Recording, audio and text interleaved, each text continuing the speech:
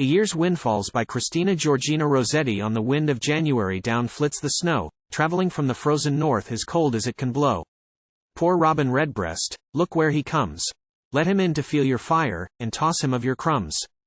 On the wind in February snowflakes float still, half inclined, to turn to rain, nipping, dripping, chill.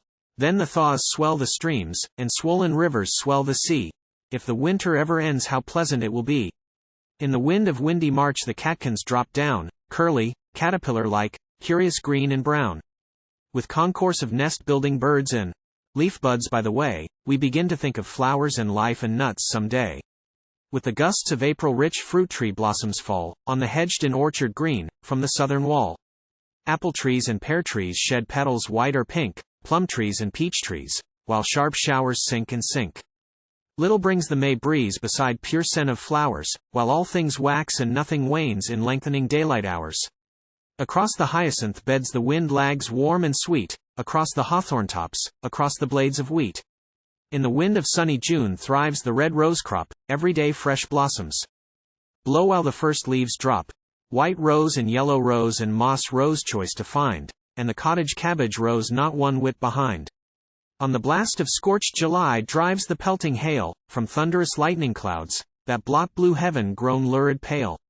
Weedy waves are tossed ashore, sea things strange to sight gasp upon the barren shore and fade away in light.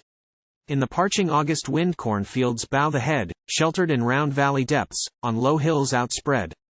Early leaves drop loitering down weightless on the breeze, first fruits of the year's decay from the withering trees.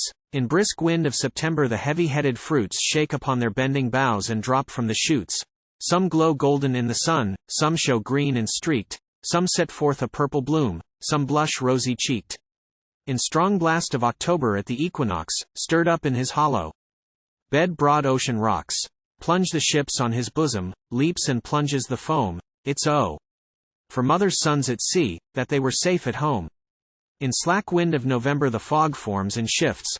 All the world comes out again when the fog lifts. Loosened from their sapless twigs leaves drop with every gust. Drifting, rustling, out of sight in the damp or dust. Last of all, December, the year's sands nearly run, speeds on the shortest day, curtails the sun.